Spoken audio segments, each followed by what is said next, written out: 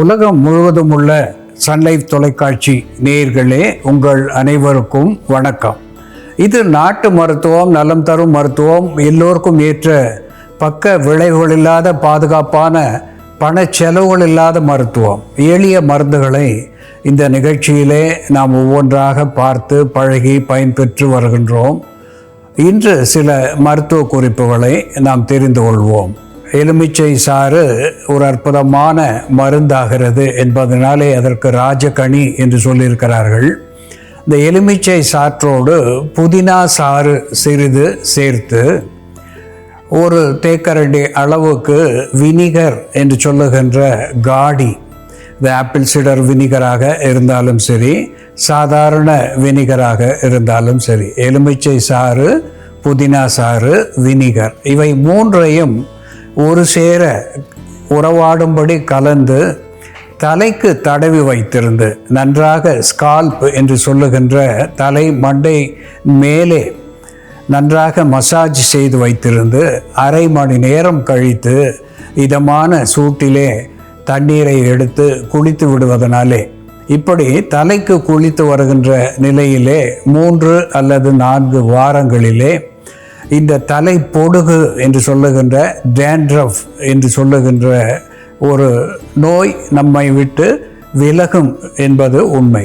சாதாரணமாக டேண்ட்ரஃப் என்று வருகின்ற பொழுது தலையை சொரியக்கூடிய நிலை, தலையிலே இருந்து ஸ்கேல்ஸ் என்று சொல்லக்கூடிய செதில் செதிலாக மாவு போல மேலே தோல் பட்டையின் மேலே கொட்டி அதுவே நாளைக்கு சொரியாஸ் என்கின்ற நிலைக்கு மாறக்கூடிய ஒரு அபாயம் உண்டு என்பதனாலே இந்த டேண்ட்ரஃப் என்கின்ற தலைப்பொடுகு வந்த உடனே நாம் கவனித்து கொள்ளுவது என்பது தோலுக்கு ஆரோக்கியம் தரக்கூடியதாக விளங்கும் என்பதை சுட்டிக்காட்ட விரும்புகின்றேன். அன்பான நேயர்களே, இந்த யூரினரி ட்ராக் இன்ஃபெக்ஷன், UTI என்று சொல்லக்கூடிய ஒரு நோய், சிறுநீரகத்தை, சிறுநீர் பாதையை பாதிக்கின்ற ஒரு நோய் UTI என்று சொல்லுவது வழக்கம். இது ஆண் பெண் இருபாலருக்கும் ஏற்படக்கூடிய ஒன்று என்றாலும் பெண்களை வெகுவாக பாதிக்கக்கூடிய ஒன்று. குறிப்பாக இந்த கோடை வெப்ப நிலையிலே இந்த சிறுநீர் பாதையிலே சிக்கல்கள் ஏற்படுவது இயற்கை. இதற்கு குர்குமின் லாங்கா என்று சொல்லக்கூடிய நாம் சமையலுக்கு பயன்படுத்தக்கூடிய மஞ்சள் ஒரு நல்மருந்தாகிறது. அதனோடு சப்ஜா விதை என்று நாட்டு மருந்து கடைகளிலே விற்கக்கூடிய ஒன்று, அது திருநீற்று பச்சிலையினுடைய விதை. அந்த விதையை சர்பத் என்று சொல்லுகின்ற குளிர் பானங்களிலே அதை ஊற வைத்து தருவார்கள். மணமாகவும் நல்ல குணமாகவும் இருக்கக்கூடிய ஒரு விதை இந்த சப்ஜா விதை. இந்த மஞ்சள் ஒரு தேக்கரண்டி எடுத்து அரை தேக்கரண்டி சப்ஜா விதையை இரவு முழுவதும் ஊற வைத்திருந்து அதனுடைய விழுதை எடுத்து மஞ்சளோடு சேர்த்து காலையிலே வெறும் வயிற்றிலே அதை ஒரு இனிப்பு சேர்த்து பருகுவதனாலே சிறுநீர் தாரையிலே இருக்கின்ற சிக்கல்கள், வெள்ளைப்போக்கு, உடல் உஷ்ணத்தினாலே ஏற்படுகின்ற வெள்ளைப்போக்கு, அதோடு குருதி கலந்து வருகின்ற ஒரு ஹேமச்சூரியா என்கின்ற சிறுநீரினோடு இரத்தம் கலந்து வருகின்ற நிலை, எரிச்சல், கற்கள் இருக்கின்ற நிலை, இவற்றையெல்லாம் போக்கி சிறுநீர் பாதைக்கு சிக்கல் இல்லாமல் சிறுநீரை வெளித்தள்ளக்கூடிய ஒன்றாகவும், உடலுக்கு குளிர்ச்சி தரக்கூடிய ஒன்றாகவும், எரிச்சலை தணிக்கக்கூடிய ஒன்றாகவும், மனதுக்கு ஒரு நல்ல இதமான சூழ்நிலையை உருவாக்கி கொடுக்கக்கூடியதாகவும் இந்த மஞ்சளும் திருநீற்று பச்சை விதையும் விளங்கும். மஞ்சள் ஒரு anti bacterial, anti fungal, anti microbial, anti inflammatory, analgesic என்கின்ற மருத்துவ குணத்தை பெற்று நுண்கிருமிகளை போக்குகிறது, வீக்கத்தை வற்றச் செய்கிறது, வலியை தணிக்க செய்வது மட்டுமல்லாமல் இதனோடு சேர்கின்ற சப்ஜா விதையும் உடலுக்கு குளிர்ச்சி தரக்கூடிய ஒரு கூலிங் ஏஜென்ட் என்கின்ற வகையிலேயும், ஆன்டி இன்ஃப்ளமேட்டரி, அனால்ஜெசிக் என்கின்ற நிலையிலேயும் இந்த சப்ஜா விதை விளங்குகிறது என்பதனாலே சிறுநீர் பாதைக்கு ஒரு ஆரோக்கியத்தை இது தருகிறது என்பது உண்மை.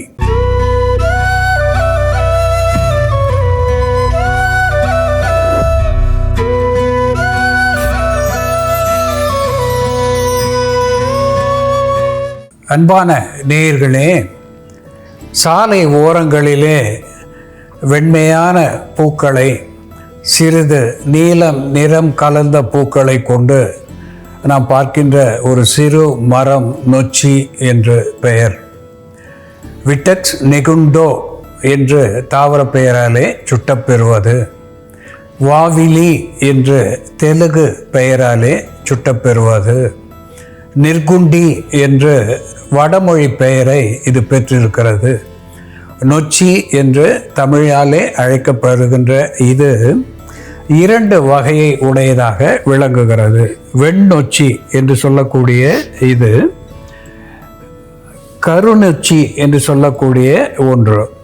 இதனுடைய வெண்ணொச்சி பசுமையான நிறத்தை பெற்றிருப்பது, கருநொச்சி கீழ்ப்புறமாக இது கருமையான நிறத்தை, கருஞ்செம்மையான நிறத்தை பெற்றிருப்பது. இதை ஆங்கிலத்திலே 5-leaved chaste tree என்று சொல்வார்கள். 5-leaved chaste tree, அதாவது 5 இலைகளை பெற்றிருப்பது. மேலே 3 இலைகள், கீழே 2 இலைகள். இப்படி ஒரு கொத்திலே 5 இலைகளை பெற்றிருப்பதனாலே 5-leaved chaste tree என்று சொல்லுவது வழக்கம். இருவித நொச்சியும் அஸ்ட்ரிஞ்சன்ட் என்று சொல்லக்கூடிய வற்றச் செய்யும் தன்மை உடையதாக இருப்பதனாலே குருதி போக்கு இருந்தாலும் சரி, சிறுநீர் போக்காக இருந்தாலும் சரி, பேதி என்கின்ற டயரியா என்கின்ற நிலையாக இருந்தாலும் சரி, எந்த போக்கையும் நிறுத்தக்கூடிய ஒன்றாக இது விளங்குகிறது.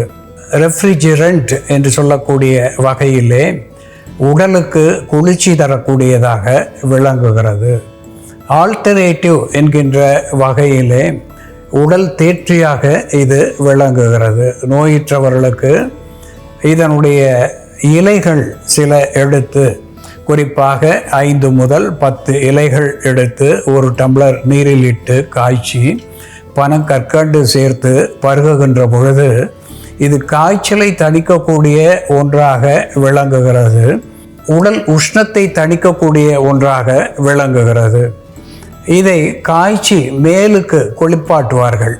பொதுவாக குழந்தை பெற்ற இளம் தாய்மார்களை அடிக்கடி சன்னி என்கின்ற குளிர் காய்ச்சல் தாக்கக்கூடிய ஒரு அபாயம் உண்டு என்பதனாலே குழந்தை பெற்ற சில நாட்களுக்கு இந்த நொச்சி இலையை நீரில் இட்டு காய்ச்சி அந்த நீரை கொண்டு அந்த தாய்மார்களை குளிக்க செய்வார்கள். அப்படி குளிப்பதனாலே அவர்களுக்கு உடல் உஷ்ணத்தை சமணப்படுத்தக்கூடிய ஒன்றாக விளங்குகிறது.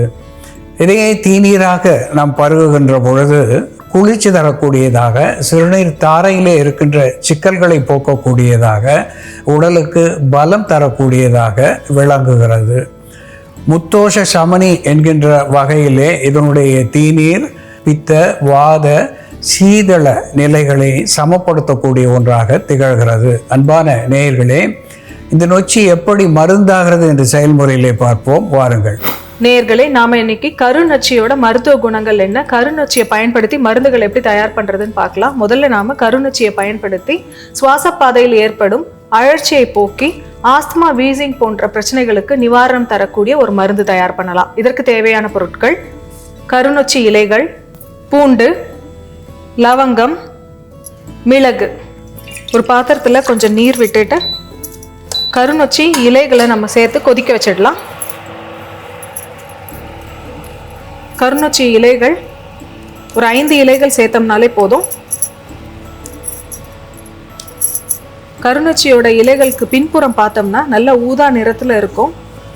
அதே போல வெண்ணொச்சியோட இலைகளுக்கு பின்புறம் இந்த மாதிரி பச்சை நிறமா இருக்கும். இதை வச்சுதான் நம்ம டிஃப்ரென்ஷியேட் பண்ண முடியும். இந்த கருநொச்சி இலைகளை நல்லா கொதிக்க வைக்கலாம். இதோட நம்ம 1 பல் பூண்டு, 5 மிளகு, 1 லவங்கம் இதை இடிச்சு இதோட சேர்க்கணும்.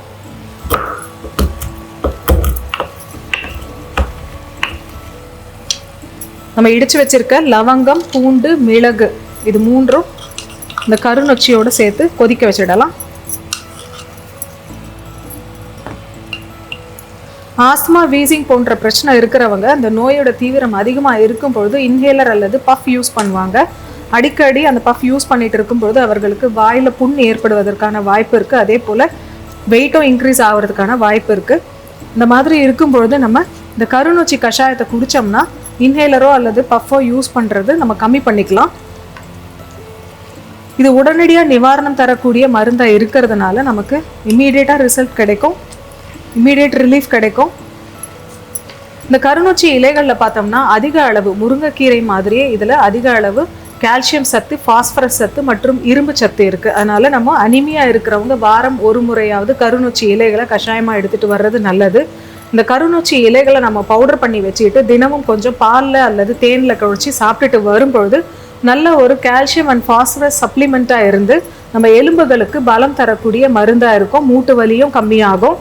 வாதத்தினால ஏற்படக்கூடிய வலியாக இருந்தாலும் இந்த கருநொச்சி கஷாயம் எடுக்கும்பொழுது அது கம்மியாகும். இந்த கருநொச்சி இலைகளை நம்ம நீரில் இட்டு கொதிக்க வச்சு அதை நம்ம ஒற்றடம் கொடுப்பதற்காக பயன்படுத்தலாம். அப்படி பண்ணிட்டு வரும்பொழுது நமக்கு சுளுக்கு போன்ற பிரச்சனையினால ஏற்படக்கூடிய வலி கம்மியாகும். கருநொச்சி இலைகள் ஆன்டி பாராசிட்டிக் ப்ராப்பர்ட்டிஸ் இருக்கிறதுனாலையோ ஆன்டிவைரல் ப்ராப்பர்ட்டிஸ் இருக்கிறதுனாலையோ நம்ம கல்லீரல், மண்ணீரல் வீக்கத்துக்கு இதை மருந்தாக பயன்படுத்தலாம். பொதுவாக வைரல் இன்ஃபெக்ஷன் அல்லது பாக்டீரியல் இன்ஃபெக்ஷன் வரும்பொழுது கல்லீரலில் வீக்கம் ஏற்படும். அப்படி இருந்ததுன்னா நம்ம கல்லீரல் வீக்கத்தை போக்கக்கூடிய மருந்தாகவும் இந்த கருநொச்சி இலைகளை பயன்படுத்தலாம்.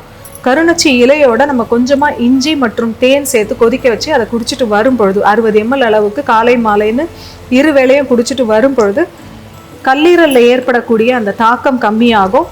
அதே போல் இந்த கருநொச்சி இலைக்கு ஆன்டி பாக்டீரியல் ப்ராப்பர்ட்டி இருக்குது. குறிப்பாக ஈகோலை போன்ற இன்ஃபெக்ஷனை தடுக்கக்கூடிய மருந்தாக இருக்குது. ஒரு சிலருக்கு urinary tract infection, E coli infection வந்ததுன்னா அவ்வளோ சீக்கிரம் சரியாகாது.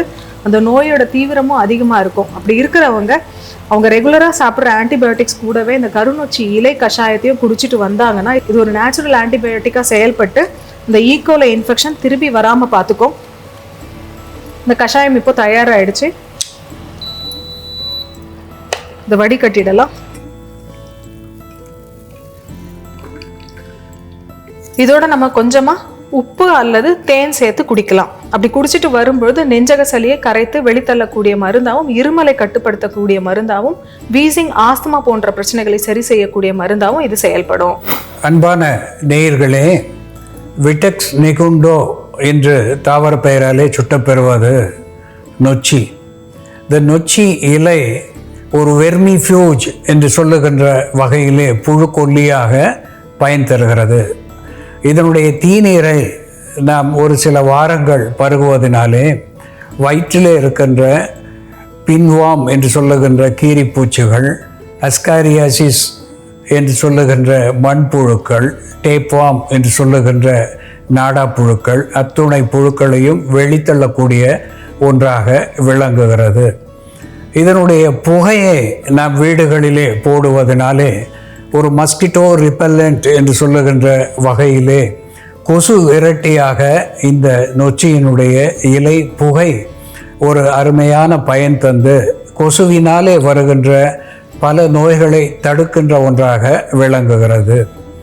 இதனுடைய இலை தீநீரை நாம் பருகுகின்ற நிலையிலே, குறிப்பாக இங்கே நொச்சி இலை தீநீர் வைத்திருக்கிறோம். இதிலே பெப்பர் என்று சொல்லுகின்ற மிளகு ஒரு ஆன்டிடோட் என்கின்ற வகையிலே நச்சு நீக்கியாக பயன் தருகிறது. ஆன்டி ஆக்சிடென்ட் என்கின்ற வகையிலே நோய் எதிர்ப்பு சத்துவத்தை தரக்கூடியதாக விளங்குகிறது. ஆன்டி இன்ஃப்ளமேட்டரி அனால்ஜெசிக் என்கின்ற வகையிலே வலி நிவாரணியாகவும் வீக்கம் கரைச்சியாகவும் திகழ்கிறது. இதனோடு அல்லியம் சாட்டிவம் என்று சொல்லுகின்ற பூண்டு இங்கே சேர்த்திருக்கின்றோம்.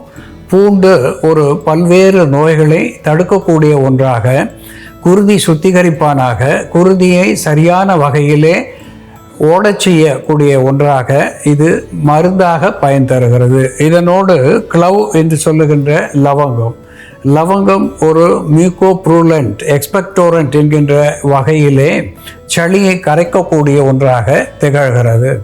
நொச்சியோடு பூண்டு, லவங்கம், மிளகு சேர்த்த இந்த தீநீர் நாம் அன்றாடம் 2 வேளை பருகுவதனாலே உள்ளே இருக்கின்ற காய்ச்சலை வெளியகற்றக்கூடிய ஒன்றாக, வேர்வையை தூண்டக்கூடிய ஒன்றாக, நெஞ்சக சளியை கரைக்கக்கூடிய ஒரு எக்ஸ்பெக்டோரண்ட் என்கின்ற மருத்துவ குணத்தை தந்து சுவாச பாதையை சீர் செய்கிறது.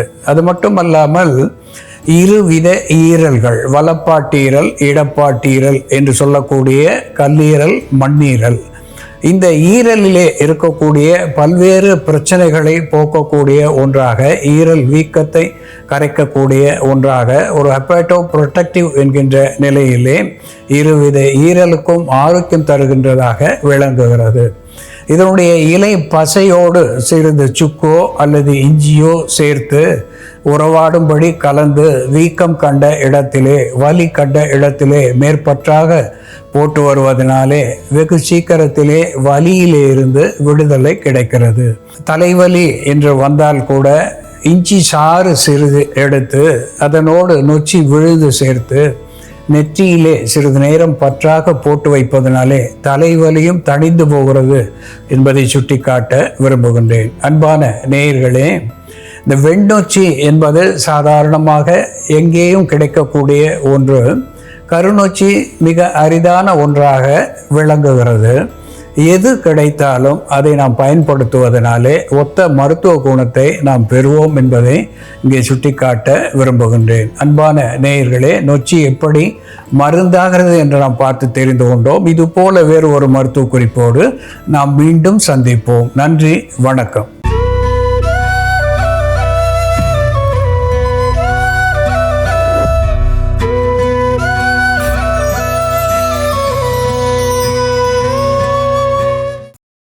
இன்னும் பல வீடியோக்களை காண சன் லைஃப் சேனலை சப்ஸ்கிரைப் பண்ணுங்க.